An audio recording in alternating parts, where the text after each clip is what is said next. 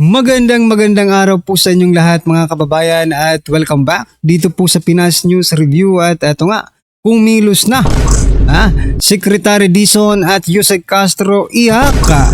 Nako, lagot na, lakson, bumaliktad na. Aba, yan po ang ating pag-uusapan mga kababayan sa video ito.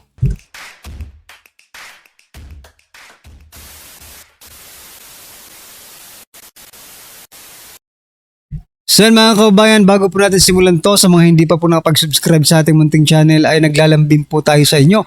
Napasubscribe na po at palike na rin po ng video ito. Maraming salamat po. At eto nga, eto pong si Yusek Castro. Sabi po ni Yusek Castro, parang gusto nila akong mawala sa pagiging Palace Press Officer. Aba, ngayon mo lang yan napagtanto Ngayon mo lang yan naisip, Yusek Claire Castro. Kasi kami, nung simula pa lang ng pagiging press officer mo dyan, gusto ka na naming matanggal simula nang nagsisinungaling ka. Simula nang bumabanat ka palagi araw-araw sa Duterte, gustong-gusto ka na naming tanggalin. Buti ka, umabot ka ng ilang Eto pasalamat si Castro mga kaubayan, Pinalitan na lahat-lahat pero nandyan pa rin siya. Di ba? Marami na pong mga kabinete ni President Bongbong Marcos Jr., hindi mga Yusek kundi mga sekretary talaga.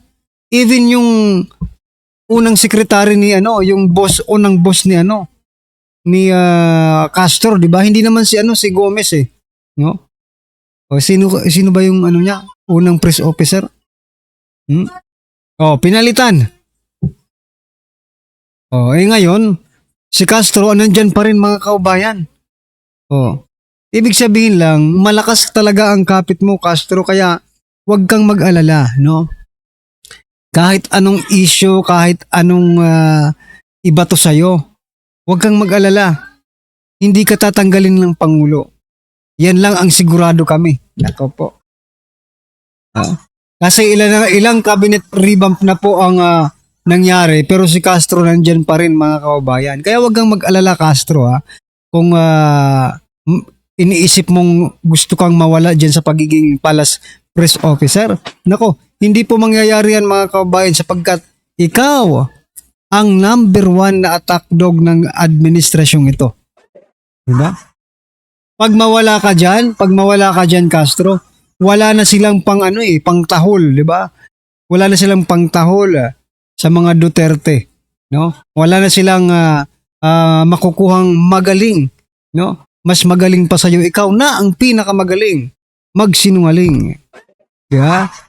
Anyway, ano po ang masasabi niyo dyan mga kababayan? At ito, bago po natin pasadahan si Vince Dizon, Ito muna si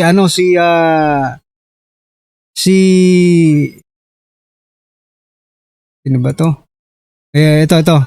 Si Remulla. Ito po ang sabi ni Ma'am Crisette Chu, Di ko gets. John Vic Remulla says that somebody bribed them with 1 billion. Oo nga to shut up about flood control. What I don't get is, shouldn't he have the person arrested? Isn't that illegal? Oo nga mga kababayan. Yan na nga ang sinasabi ko sa mga nakalipas nating vlogs patungkol po sa kalawang ito. Diba? Ibig bang sabihin nito, they are now bending the law again? Diba?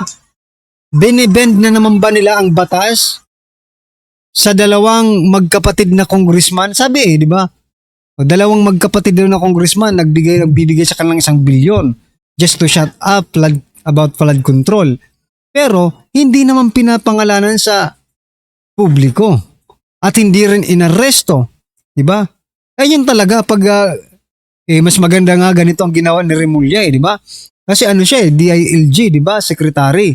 Dapat impromptu, I mean, may tawag diyan yung actual talaga, diba? At tawag dito, nakalimutan ko lang. Prima facie, diba? Dapat diyan mismo aktong-akto mga kababayan. Na talagang nagbibigay, nag-aabot ng 1 bilyon, tapos doon nyo hulihin, arrestuin nyo, sabihin nyo, illegal yan. Hindi kami, hindi kami ganyan. Dapat ganun ang ginawa nyo. Mas kapani-paniwala pa. Diba? Hindi tulad ngayon, palaisipan sa taong bayan kung totoo ba yung sinasabi ninyo. Sabihin nyo sa publiko kung sino ang nag-bribe sa inyo kung hindi nyo kayang huliin at ipapahuli yan ng taong bayan. Diba? Taong bayan ang magpapahuli dyan. Diba? Anyway, sana nga maimbitahan ang dalawang ito, no, sa Blue Ribbon Committee at maitanong kung sino. Kung sino po yung nagbigay sa inyo ng 1 bilyon. Diba? Para tumahimik lang kayo. Diba? Imbitahin sana ni Senator Ping Lacson kung totoong hindi sila nagsisinungaling, di ba?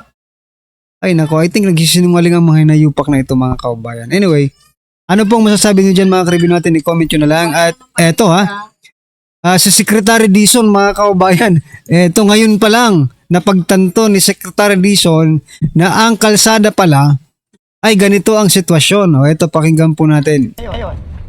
Araw-araw, milyon-milyon yung mga kababayan natin bumabiyahe ito. Can you imagine, no? Babiyahe ka ng gabing dalawa, gabing apat, gabing 5 oras, ganito. Ako, ano pa lang ito, 2 oras pa lang tayo, sakit na ng likod ko eh.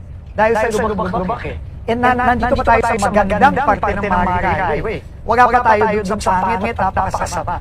So, kailangan maramdaman, and kailangan din maliwanag sa akin yung mga problema sa bawat segment. Kaya kunyari, nandito si Gara. No? Kasi ako hindi ako engineer eh. Diba si Gara engineer? No? And naniwala ako sa kanya na kapag meron akong tinatanong, bibigyan niya ako ng honest na answer. No? Hindi niya ako bugulahin. Kung anong ibang mga dito na nagpa-chipa dito dahil dadaan ako. Ayoko ng ganon. Kasi gusto ko malaman ano yung problema. Pag nalaman natin yung problema, then makakahanap na tayo ng solusyon. So ngayon, hindi mo pa alam kung anong problema. Dinadaanan mo na yung problema, hindi mo pa rin alam. Marami pong nagkomento, mga kababayan, no? Kasi ito po, sa yata ito, sa Quezon, mga kababayan, no? Sila pumunta. Marami po ang nagsasabi, no? At isa rin ako sa magsasuggest dito po kay Secretary Dizon na pumunta po kayo, no? Dito po. Mula Samar, papuntang Leyte, no? Papunta po kaya sa Tacloban, mga kababayan, no? Sa ating former speaker Martin Romualdez, no? Mula Leyte, vice versa, mga kababayan, Leyte to Samar, Samar to Leyte, dito ka bumiyahe. No? At ikaw na ang magsabi. Kung dyan, ganyan lang, baka dito sasabihin mo, napakaalon pala ng Samar. Kahit nandito ka na sa gitna ng kalsada. Aray ko po. Mas matindi po dito sa Samar, no? Secretary Dizon, marami ang nagsasabi na pumunta ka ng Samar kung gusto mo talagang makita ang katotohanan. Yan, Secretary Dizon. Pumasyal ka naman ng Samar at mag-bus ka lang, ha? Bus, yung ordinary na bus, wag yung para mas maramdaman mo talaga. Di ba? Yung ordinary lang, wag yung naka-aircon para mas maramdaman mo talaga kung gaano kahirap. Kasi pag naka-aircon, medyo relax ka pa eh. Hindi ka mainitan, hindi ka di ba? Sa ordinary na bus, yung talagang parang para maramdaman mo, para ma-experience mo. Yung na-experience ng mga taong bayan, no? Anyway, kung sa inyong lugar, no? O kung sa inyong mga lugar saan ka man, mga kababayan, dito sa Pilipinas, mag-suggest na rin kayo. Marami po kasing nag-suggest, Samar daw Samar at Leyte. Ngayon, kung mga lubak-lubak din po dyan sa mga lungsod ninyo, no, papunta dyan sa inyo, imbitahin nyo rin sa Secretary Dizon, mga kababayan, no, para magdala rin po siya ng napakaraming mga mainstream media. Okay? Para syempre, Preston, diretso Preston, yan, no? Ewan ko ba bakit ang hilig sa administrasyong ito, mga kababayan, yung kanilang kabinete, napakahilig sa mga press con. No? Ano po ang masasabi niyo dyan, mga kababayan? I-comment nyo na lang. At eto, pasadahan po natin ang video ito. Nako, eto mga kabayan, sabi po dito, just now, breaking news. Nilabas na ang matinding baho. Laksyon bumwelta. Aba, ito pakinggan po natin to mga kabayan. The former Speaker Martin Romualdez had purchased a house and lot in a plush subdivision in Makati City. Tingnan mo dinawin natin. Kasi sa mga balita, parang ganun na lumalabas. Magbibigay siya ngayon ng teaser. Sasabihin niya, eto, titingnan natin kung totoo ba na meron talagang connection si Romualdez dito kay Diskaya dahil meron daw di umanong binili. Tingnan mo if na di umano daw ay nakikipag-ugnayan sa kanya yung parang talagang may-ari ng bahay na yon na kakuntsaba di umano. Ibig sabihin, si Romualdez through Diskaya ay bumili ng bahay doon sa tao na yon na kung saan ay gusto daw kausapin si Lacson at magsabi ng mga katotohanan. Ako po. Pero bago po mangyari ang mga ganyang live na okay, alam nyo naman, nalabas na naman siya.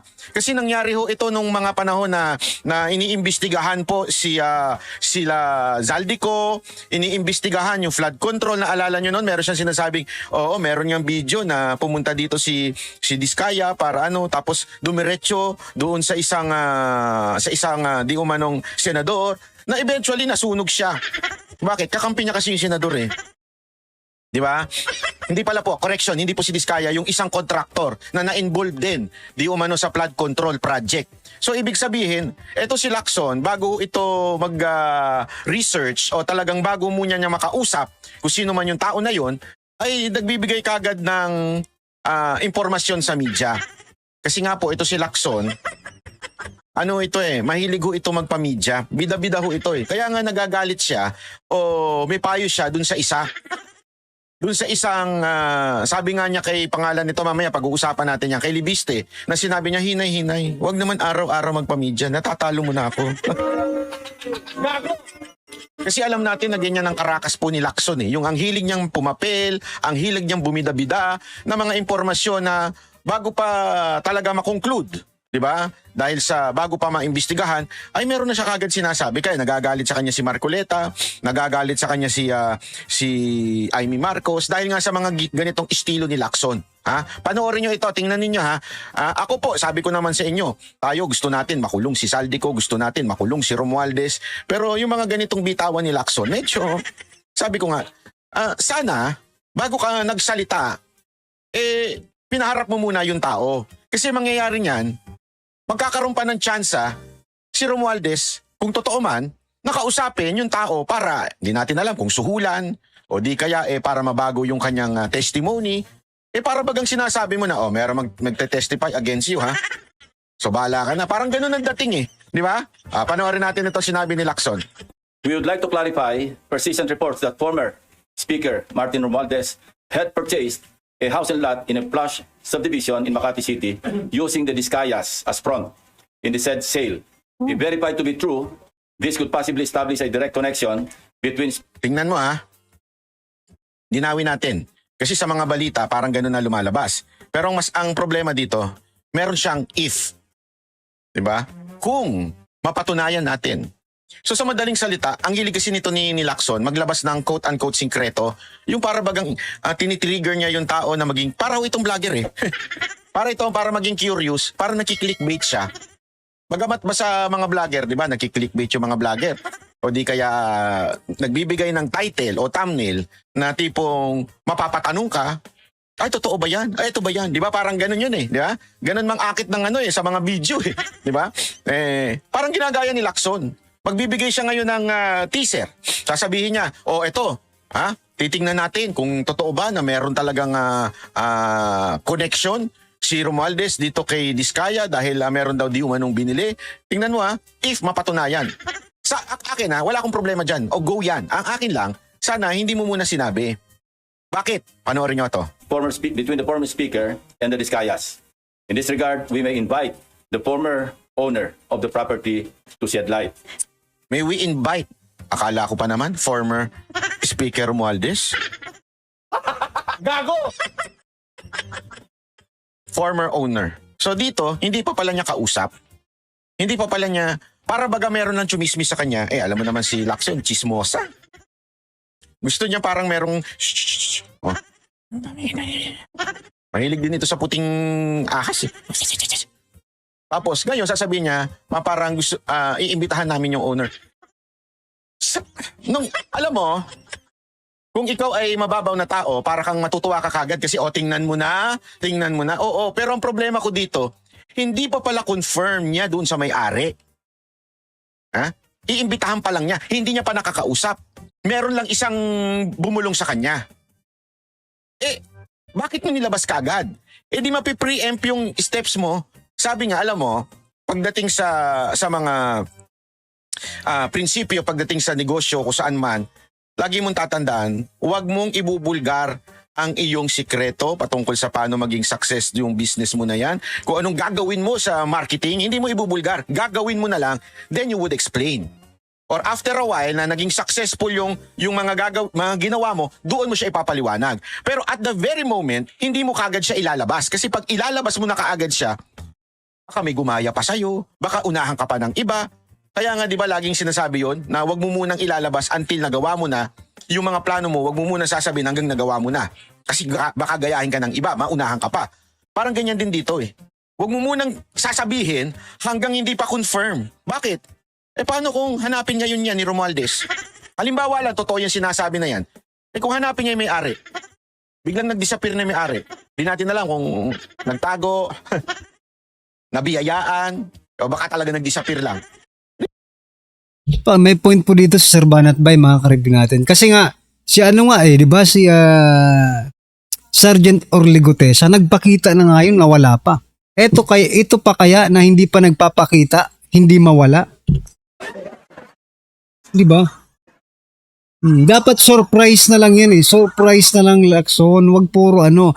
Ikaw sinasabi mo kaya binabalaan mo si Congressman Livieste na maghinay-hinay lang, pero ikaw rin naman ang naghihinay-hinay.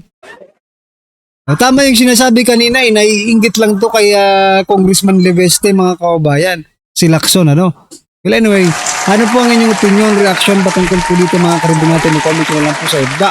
Yan, maraming salamat po. Please don't forget to like the video. Maraming salamat po.